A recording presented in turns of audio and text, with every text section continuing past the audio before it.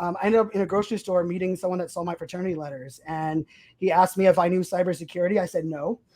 He's like, let me ask you two terms. Did you take any of these at Radford?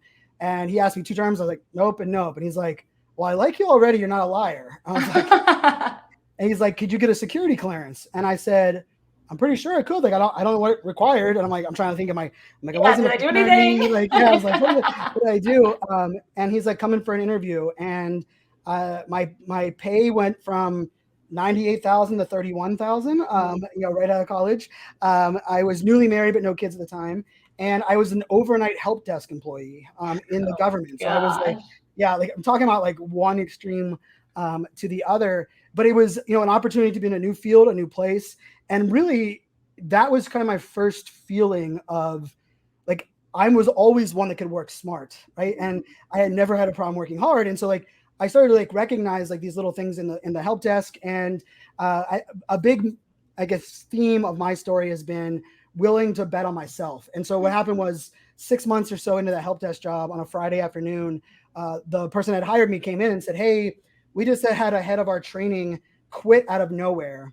The first person to raise their hand that wants to go to Korea to teach a class on Monday, raise your hand. And I had my hand up first. And he's like, do you have a passport? And I was like, I've been on a cruise in the Caribbean. Like, does that count? Like, I literally had not left the country yet. And he was like, no, but we can try to get you a same-day passport. So I got a same-day passport in Washington, D.C. on Saturday, flew to Seoul, Korea, took a high-speed train down to Daegu, Korea, the entire time reading this manual to teach the U.S. military. To know what to do. Like, I'm answering questions on a phone call. Like, it was like I knew enough to answer questions. I did not believe I knew enough to teach. And that was I taught that 5 days in Daegu, Korea, every night going back to my room and just studying what I was going to teach the next day. Yeah. And when I flew home, I came back to the office like the following Tuesday, and my boss brought me in. He's like, listen on this call. And our government lead pretty much came back and said, if you have Brian as the instructor, we'll go from 1 course a month to 4 courses a month, as long as Brian's doing it. And they offered me a promotion 3 levels above where I entered. Within a year, the person that hired me ended up working for me. We grew this massive team. I ended up being there for about 9 years. We ran one of the largest software deployment groups inside the government.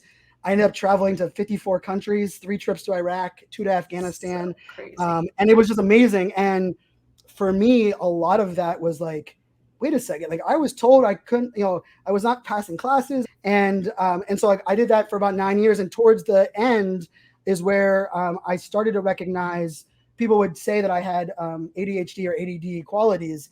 And it was around that time that my youngest brother got diagnosed ADHD.